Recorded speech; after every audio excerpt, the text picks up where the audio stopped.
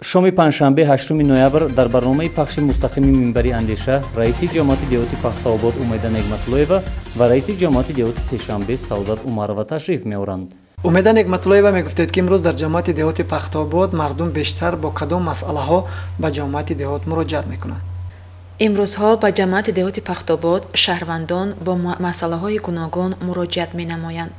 бахусус барои гирифтани шаҳодатномаи ақди никоҳ, барои гирифтани шаҳодатномаи таваллуд, заминҳои назди ҳавлегӣ ва хуҷагиҳои ёдирасон муроҷиат менамоянд.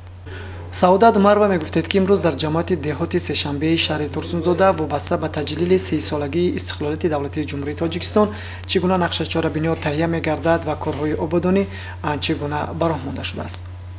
ба истиқболи 30-солагии истиқлолияти давлати ҷумҳурии Тоҷикистон дар асоси нақшачорабиниҳои тасдиқгардидаи мақомоти иҷроии ҳокимияти давлати шаҳри Турсунзода дар ҷамоати деҳоти сешанбе нақшачорабинӣ таҳия карда шудааст ки дар нақшаи пешбинӣ гардида мо бояд ки дар арафаи 30-солагии истиқлолияти давлати ҷумҳурии Тоҷикистон 16 иншооти иҷтимоиро бояд ба истифода диҳем.